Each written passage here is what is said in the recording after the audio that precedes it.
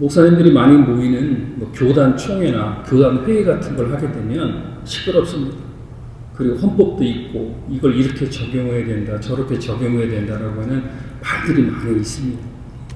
그런데 어느 교단에서 이제 총회를 하는데 총회 중간에 휴식을 하고 들어와 보니까 교단에 있는 목사님 장례 예배를 한다는 것이었대요.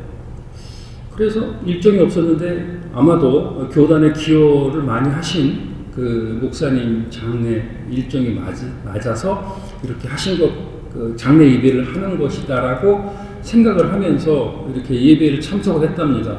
그 앞에 보면 그 이제 사모님하고 자녀들도 이렇게 와서 앉아 있는 듯하고 또 이렇게 어떤 목사님이 그 목사님을 기리면서 이렇게 쭉 설교를 하셨다고요. 그런데 딱 이상한 건 누가 돌아가셨는지를 잘 모르게 이렇게 얘기를 하더라는 거예요. 누가 돌아가셨는지를. 그래서 이제 궁금하다고 생각했는데 나중에 이제 거의 이제 그 환송 예배가 끝나고 뷰잉을 하잖아요. 뷰잉 이렇게 와서 이렇게 보고 한번 인사하는 그 뷰잉을 하는데 그 뷰잉이 단이 높이 올라가 있고 그 이제 관에 꽃이 장식이 아주 딥하게 이렇게 잘 돼 있더랍니다. 그러니 이름도 잘 어디 나와 있지 않고 잘 생소해가지고 쭉 줄 서 있던 목사님들이 와서 이렇게 이제 보려고 관 안을 이렇게 들여다 보는 거죠. 누구신가 해서 봤더니 그 안에 사람은 없고 거울이 하나 있는데 비치니까 자기 모습이 딱 비치더라는 거예요. 자기 모습이. 이제 그러면서 이게 이 천국 환송 예배가 어떤 특정인으로 하는 것이 아니라 여기에 모여있는 많은 목사들에게 뭔가 교훈을 주고자 했던 것이다라고 이제 생각을 하면서 내려가는 거예요. 그리고 이어서 이제 오후에 예배가 섞게 됐는데 그 이후로는 일사천리로 회의가 진행됐다라고 하는 그런 얘기가 있습니다. 사실입니다. 라틴어에 보면 메멘트 모리라고 하는 그 얘기가 있죠. 메멘트 모리. 많이 들어보셨을 거예요. 네 죽음을 기억하라. 그것이 바로 메멘트 모리입니다. 이 원래 원뜻은 뭐냐면 뒤집어놓고 보면 너는 반드시 죽는다 이런 뜻이에요. 메멘트 모리. 그런데 이 세상을 살다 보면 내가 살고 있는 힘이나 내가 살고 있는 여러 가지 것이 어떤 보이지 않는 나의 힘과 세상의 힘으로 사는 것처럼 생각하는데 결국에는 너는 죽게 된다라고 하는, 그러니 죽음을 생각하라 라고 하는 그런 뜻입니다.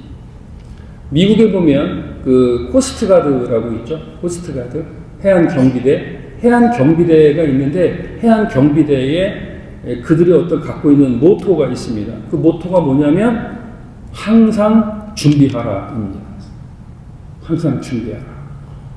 해안경비대는 바다에서 무슨 사고가 나면 출동해서 해야 되기 때문에 조금이라도 준비되고 있지 않아서 골든타임을 놓치면 사람을 구하기 어려우니까 그런 얘기를 사용했으리라고 생각을 합니다.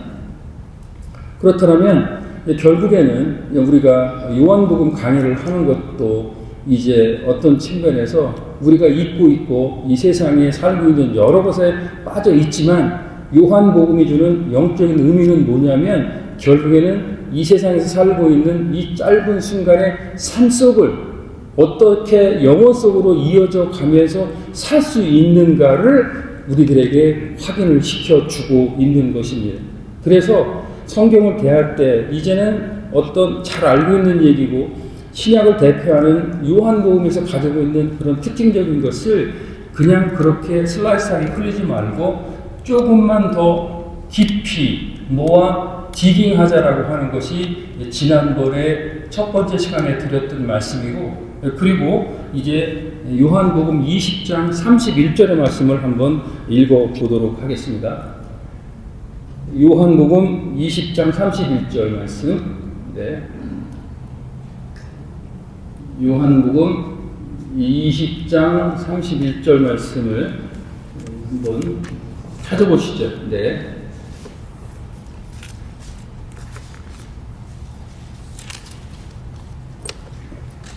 제가 읽어드리도록 하겠습니다. 요한복음 20장 31절 말씀 오직 이것을 기록함은 너희로 예수께서 하나님의 아들 그리스도이심을 믿게 하려 함이요 또 너희로 믿고 그 이름을 힘입어 생명을 얻게 하려 함이라. 이것이 뭐냐면 우리가 요한복음 강의 첫 번째 시간에 했던 것의 내용이 뭐냐면 바로 이 책이 기록된 목적이에요. 이미 저희들은 기록된 목적을 공부를 했고, 그래서 기록된 책의 의미는 뭐냐면 바로 하나님의 아들 예수 그리스도이심을 믿게 하는 것, 이것이 우리로 하여금 요한복음을 강해하는 기본적인 목표가 되는 거죠. 오늘 읽은 본문 요한복음 1장 1절로 18절의 말씀에 보면 그 중에서 지금 쭉 나와 있는 것 중에 형용사, 명사가 있는데 뭐를 이렇게 했다라고 하는 동사가 오늘 읽은 본문에 44번이 등장을 합니다. 이렇게 44번이나 행동, 움직이는 동사가 나오는 것은 뭐냐면 그 예수님의 사실적 행위, 그러니까 예수님이 한 행위에 대한 것이 나와 있어서 결국은 예수 그리스도가 하나님의 아들이라고 하는 것을 우리로 하여금 믿게 하는 것이 요한복음을 들어가는 가장 궁극적인 목표가 되는 것이고, 그리고 이제 결론을 알아서 이미 어떤 내용인가를 목적을 알았는데 그것을 다시 처음부터 쭉 훑어가면서 나오는 태초의 말씀이 계시니라라고 하는 제목을 가지고 오늘 은혜를 나누고자 합니다. 1장 1절의 말씀을 보도록 하겠습니다. 읽습니다. 시작. 태초에 말씀이 계시니라. 이 말씀이 하나님과 함께 계셨으니 이 말씀은 곧 하나님이시니라. 아멘. 여기서 시작한 태초, the beginning이라고 하는 말씀, 지난 시간에 우리 그 정계덕 전사님이 1장 1절 그 말씀을 잘 전해주셨죠. 그러니까 여기서 말하는 태초, 창세기에서 말하는 창세기 1장 1절에서 말하는 태초와 요한복음 1장 1절에서 말하는 태초, 이 두 가지 태초가 나와 있습니다. 같은 태초입니까? 다른 태초입니까? 네? 어떻게 다른 태초입니까?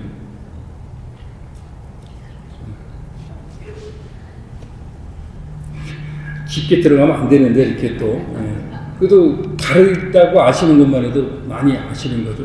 그러니까 쉽게 설명을 하면 여기서 태초라고 쓰이는 말이 헬라어에서는 아르케라고 하는 단어가 사용이 된 것인데, 이 아르케라고 하는 것은 뭐냐면 어떤 존재, 어떤 태초, 근본적인 기원을 뜻하는 겁니다. 근본적인 기원. 그리고 그 다음에 창세기 1장 1절에서 말씀하시는 태초라고 하는 것은 우리들의 물리적 시간의 시작, 그리고 어떤 종의 시작을 얘기하는 겁니다. 그러니까 천지가 만들어지고 인간이 만들어져 종속 과목이라고 하는 여러 가지 것이 창조될 때 그 창조의 시작은 뭐다? 바로 창세기 1장 1절의 창조이지만 여기서 말하는 태초라고 하는 아르케라고 쓰는 단위는 뭐냐면 그 이전부터 원래 존재하고 있던 시간이다라고 하는 것이 근원적인 시간을 얘기하는 겁니다. 그러니까 조금 비유를 하자고 하면 집을 지어야 되는데 집을 지으려면 땅이 있어야 되잖아요. 그 땅을 잘 정리해서 가지고 있었던 것의 이전을 이제 우리가 태초, 아르케라고 얘기를 하고, 그리고 뭔가를 만들어서 형상을 만들었다는 것을 또 비기닝, 태초라고 이렇게 얘기를 하는 두 가지로 나눠서 볼 수가 있는 것입니다. 그러니까 요한복음에서 말하는, 요한이 말한 이 태초는 보다 광범위하고 질서적인 것에서 처음이라고 하는 개념을 갖게 되는 겁니다. 그리고 그 다음에 이제 말씀이라고 하는 이제 부분이 나오는데, 이 말씀이라고 하는 헬라어는 여러분들이 아시는 것은 어떤 게 있죠? 말씀하면 헬라어로 나오는 게 로고스라는 말입니다. 로고스. 이 말씀에는 두 가지 뜻이 담겨져 있습니다. 첫 번째, 우리가 그냥 로고스 하면 말씀을 얘기하는데 이 로고스 안에 포함되는 것이 두 개가 있다. 하나는 뭐냐면 바로 그것은 구약의 말씀을 포함하는 것을 로고스라고 하는 거죠. 구약의 말씀을. 그리고 또 우리가 흔히 아는 로고스라고 하는 것에 있어서는 뭐냐면 바로 스콜라 철학에서 나누는 헬라 철학의 배경을 가지고 얘기하는 것을 로고스라고 얘기합니다. 그 뜻은 뭐 말씀이라고 하는 뜻으로 압축이 되는 것이지만 구약에서 말하는 말씀은 어떤 말씀이냐면 하나님의 말씀이고, 그리고 그 스콜라 철학에서 말하는 로고스라고 하는 개념에서의 말씀의 워드는 뭐냐면 하나님의 말씀을 뜻하는 것이 아니라 그 말씀의 근원적인 것을 가지고 있는 것은 뭐냐면 철학적 어원에 있어서의 그노시스, 지식이라고 하는 부분으로 나누어지는 거예요.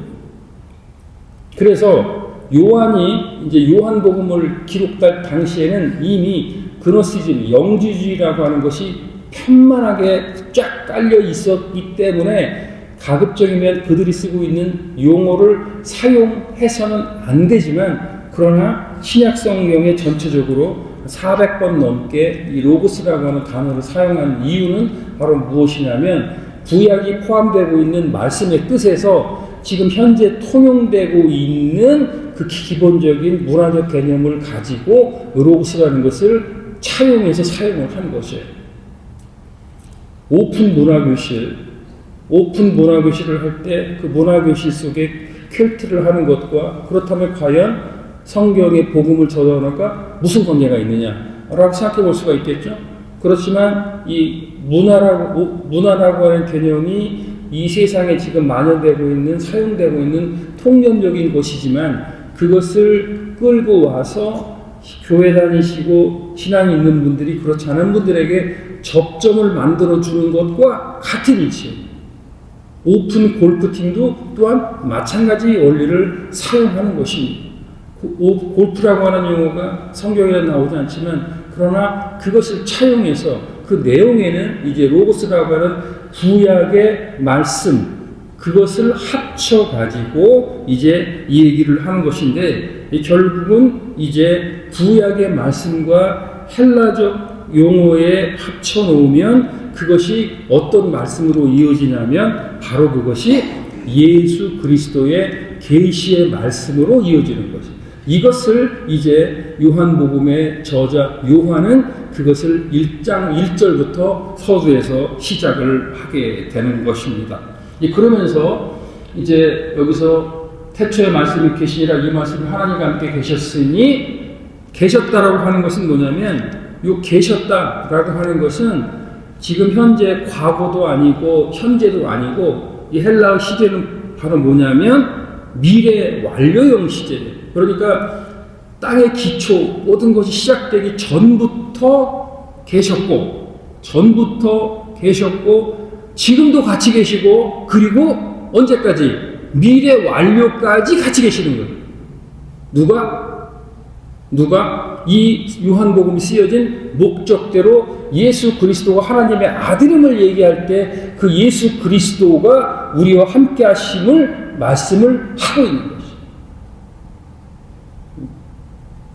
그러니까 우리가 조금 더 깊게 이렇게 그 성경을 모아티김, 투탕카멘을 발견한 그 하워드 카터가 똑같은 장소였는데 어떻게 그렇게 그 투탕카멘의 무덤을 발견할 수 있었느냐 물어봤더니 나는 한 게 없고 그 자리에서 조금만 더 모아 디깅했을 뿐인데 그게 나왔다고 하는 거죠. 그렇다면 이제 여러 가지 우리가 신약을 가까이 하고 요한복음 강해를 통해서 더 할 수 있는 얘기는 뭐냐면 조금만 더 한 삽만 더 들어가자고 하는 거죠.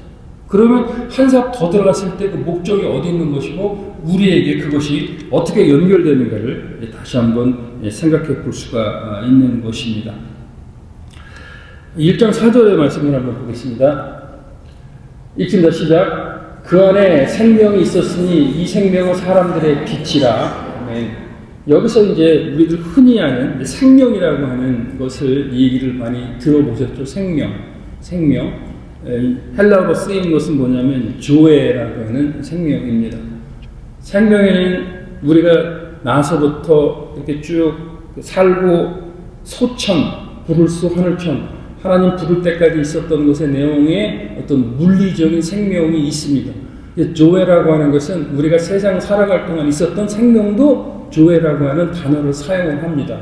그런데 여기서 말하는 요한복음에서 말하는 생명이라고 하는 그 단어의 뜻은 뭐냐면 이터널 라이프라고 하는 거예요. 영원히 사는 생명. 그런데 그 생명, 유한한 생명에서는 한계가 있지만 하나님 아들 예수 그리스도를 믿음으로 인해서 받은 영생의 선물의 그 생명을 얘기하는 거죠. 여러분들은 그 조회라고 하는 영생의 선물을 가지고 계시죠. 그러니까 생명이라고 했을 때 제가 25년 전에 이제 이민을 왔습니다. 이민을 왔을 때 보면 이제 그때 고등학교 때 학교 때 다니던 앨범 사진들 쓰고 온 거 많은데 그걸 갖고 오기도 뭐해서 아버지 집에 맡기고 잘 좀 보관해 달라고 그랬더니 잘 보관돼 있더라고요. 그건 이제 뭘 뜻하는 거냐면 제가 살아왔던 과정 속에서 중학교, 고등학교, 대학교 그때의 삶이 있었는데 결국에는 쭉 가다 보면 어떤 순간에 끝나는 물질, 생명 그것에 비껴갈 메멘토 모리에서 비껴갈 사람은 아무도 없는 겁니다. 그런데 여기서 말하는 예수 그리스도라고 하는 부분에서 생명의 말씀으로 이어지면 그 생명은 뭐다? 이터널 라이프, 영원히 가는 영생의 선물이다라는 것이. 네. 그것이 우리가 한번 생각해 볼 수 있는 부분이고요. 1장 5절의 말씀입니다. 읽습니다. 시작. 빛이 어둠에 비치되 어둠이 깨닫지 못하더라. 여기서 말하는 이제 빛이라고 하는 것은 원어에 보면 force라고 하는 내용인데 그냥 여러분 흔히 아시는 light입니다. light. 이 빛이에요. 이 빛. 이 빛인데 이 빛은 어떤 빛이냐면은 요한복음에서 이 빛을 해석할 때는 뭐냐면 그리스도로부터 나온 것이 그러니까 태양에서 나온 그런 어떤 물리적인 라이트이 아니라 그 빛이라고 하는 것은 생명으로 이어지는데 나온 근원이 어디냐? 예수 그리스도로부터 나온 생명의 근원의 빛이라고 하는 거죠. 그것이 뭘로 이어지냐면 바로 그 생명력이 우리는 구원이라고 하는 것으로 이어지는 것이고 그것을 우리는 영광의 생명력이라고 그렇게 얘기하는 것입니다. 생명의 빛. 그러니까 이제 예수 그리스도를 구주와 주님으로 영접하신 저와 여러분들은 어떤 걸 가지고 있다? 생명의 빛을 갖고 있다. 핸드폰에서 켜지는 이 빛이 아니라 그런 영생 라이프라는 생명의 빛을 저와 여러분들은 가지고 계신 것입니다. 그런데 이것이 어두운 가운데 우리가 흔히 봤을 때 빛과 어둠이라고 하는 현상적인 것만으로 보면 이제 어두운데 깜깜한 밤인데 빛이 들어왔다. 그러니 밝은 빛이다 라고 하는 것으로 상징 의미화할 수 있지만 그 뜻은 뭐냐면 이제 예수 그리스도의 생명력을 받아서 나한테는 빛이 있는 것이기 때문에 그 빛은 어둠을 이긴다는 거죠. 이 어둠이라고 하는 다크니스라고 하는 것은 단순히 껌껌한 거 아무것도 안 보이는 것 그것을 얘기하는 것이 아니라 빛과 어둠이 대비되는 가운데서의 그 어둠이라고 하는 것은 뭐냐면 인간의 죄악성을 얘기하는 거죠. 인간의 죄악과 인간의 탐욕과 인간이 갖고 있는 여러 가지 것을 다 함축해서 얘기하는 것을 어둠이라고 얘기를 하는 것인데 그런데 우리는 본질적으로 진노의 자녀들이기 때문에 그 어둠으로 대변되는 인간의 죄악 뒷면에 우리를 다스리고 조정하고 끌고 가는 사람들이 있다는 거죠. 끌고 가는 것들이. 그게 뭐죠? 그 끌고 가는 것들이 그것이 바로 끌고 가는 것이 있다. 그것이 바로 사탄의 지배력을 얘기하는 것입니다. 그러니까 예수 그리스도의 참 빛이 없는 사람은 참 빛이 없어서 영생 생명력이 없는 사람들은 내가 철학적으로 재물적으로 혹은 여러 가지 것으로 해서 앞선다고 그렇게 세상을 살고 있어서 모든 걸 얻은 것처럼 가진 것처럼 하지만 결국에는 우리가 봤을 때 그 사람을 보는 것이 아니라 그 사람 뒤에 그 사람을 지배하고 있는 영적 지배력에서 성령이 아니라 사탄의 발효를 봐야 됩니다. 그것을 요한복음에서 말할 때 그것을 우리는 뭐라고 표현한다? 어둠이라고 표현을 하는 것입니다. 그러면 우리는 그 빛을 어떻게 발휘해야 할까요?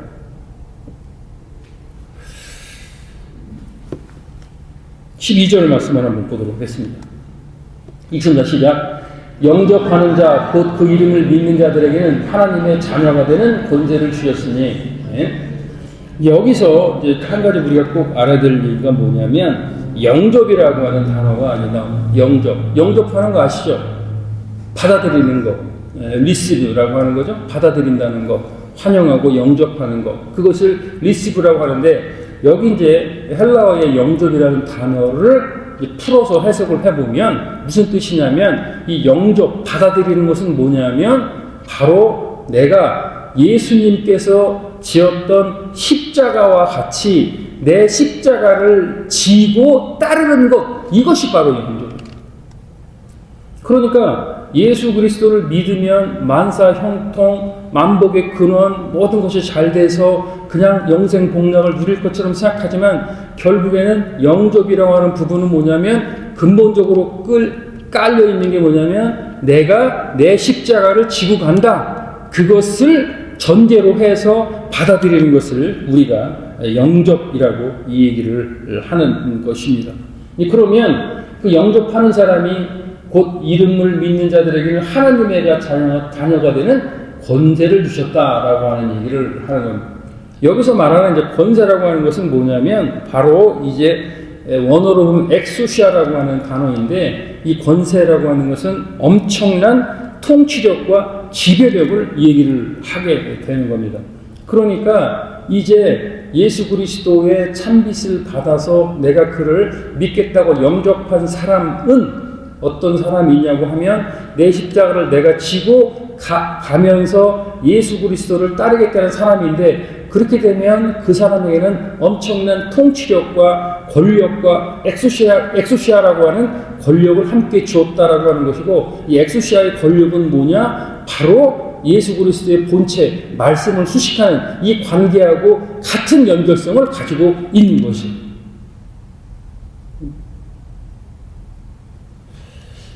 그러면 이제 14절의 말씀을 한번 보도록 하겠습니다.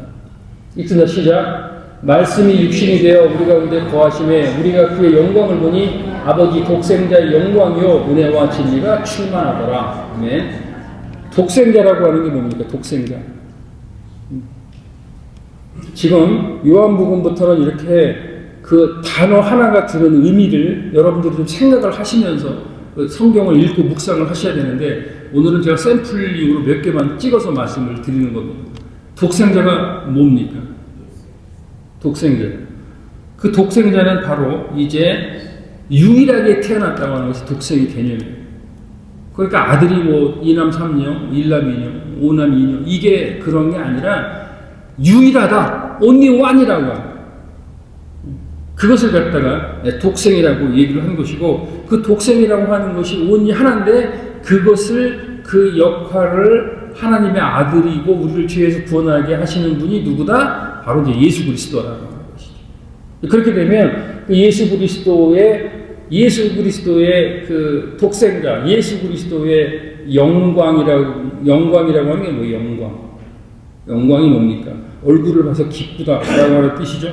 그 기쁘다고 하는 뜻은 뭐냐면 바로 그 영광이라고 하는 독사라고 하는 단어를 써서 이제 청부론을 할 때 이제 독살라지라고 하는 이런 얘기를 하게 되는 것입니다. 그러니까 하나님의 광채, 그런데 오늘 본문에 나오지만 하나님의 얼굴을 본 사람은 아무도 없어요. 그런데 독생하신 예수 그리스도의 영광을 보니 하나님의 영광을 같이 볼 수 있다고 하는 것이죠. 그래서 우리가 이제 전체적으로 요한복음을 공부하면서 얘기할 수 있는 부분은 뭐냐면 이렇게 우리가 흔히 알고 있는 성부 하나님과 성자 하나님, 성령의 하나님이 각각의 위격이 있어서 단계가 있어서 서로의 어떤 높고 낮음이 있는 것이 아니라 삼위라고 하는 것이 각각 위격 동일한 본질이지만 각각 다른 위격을 가지고 있으면서 우리와 교제하신다라고 하는 그 얘기를 지금 하고 계십니다. 그 성경에는 삼위일체라고 하는 얘기가 나오지 않지만 요한복음 1장 1절로 18절의 말씀 가운데서 삼위일체론이 확실하게 정립이 되는 겁니다. 여기서. 그러면 결론적으로 오늘 이 본문을 통해서 요한이 우리들에게 하고 싶은 얘기의 포인트는 뭐냐면 1장 6절에 나오는 것처럼 요한은 어떤 사람이냐? 하나님께서 보내셨다고 하는 거죠. 요한은 보내심을 받은 자라고 하는 거죠. 그러면 하나님이 요한을 보내셨다, 보내심을 받은 자가 됐는데 그 다음 절에 나오죠? 왜 보내신 거예요? 내 증인이 되라 라고 해서 보내시고, 그러면 저와 여러분은 하나님이 보내신 사람입니까? 보내지 않은 사람들입니다. 여러분들 생각은 어떠세요? 그냥 우연히 어느 시점에서 1940년대, 50년대 어느 시점에 태어나서 그냥 이 땅에 뿌려진 것입니까?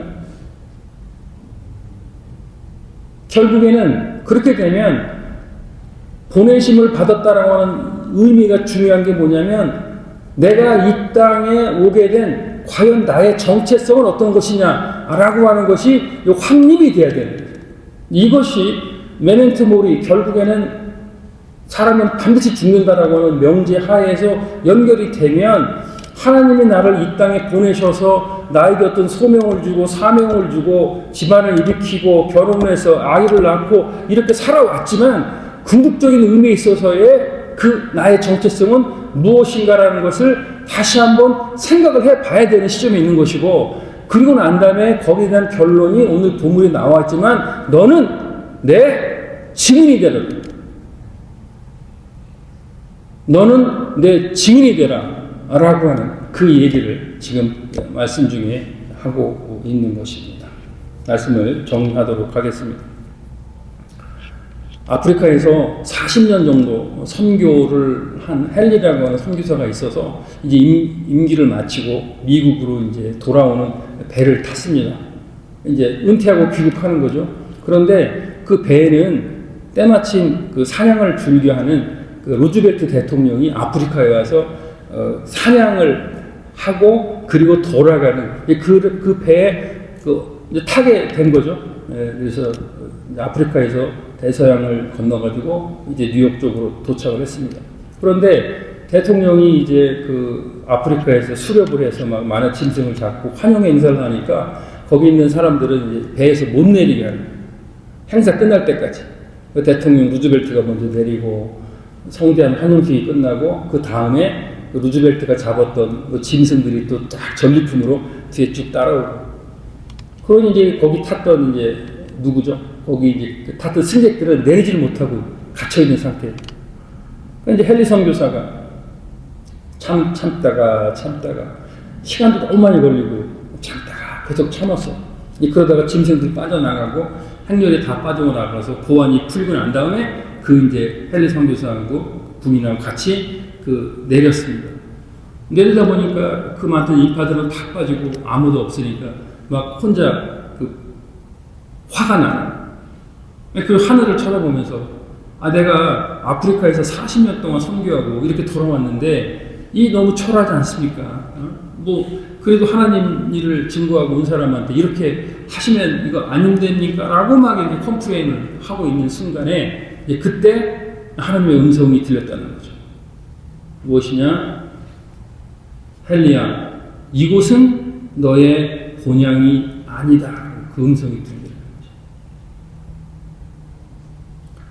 거죠. 하나님이 보내심을 받아서 우리가 그 예수 그리스도가 하나님의 아들이시고 그를 믿는 가운데 십자가에서 우리를 위해서 돌아가신 그 예수 그리스도를 증언하고 그리고 돌아올 것은 이 땅이 아니고 천국에 있는 우리 시온성가대의 시온성이 우리의 본향이라고 하는 사실을 이제 말씀을 해주십니다. 그러니까 거기서 이제 헨리 선교사가 마음이 잘 풀리면서 그리고 아직 이르지 않은 내 본향이 어딘가라고 하는 생각을 갖게 됐다고 하는 내용이 그의 자서전에 기록이 되어 있습니다. 아버지의 유품을 정리를 하면서 이렇게 보니까 그 아버지가 6.25 참전용사셨기 때문에 이제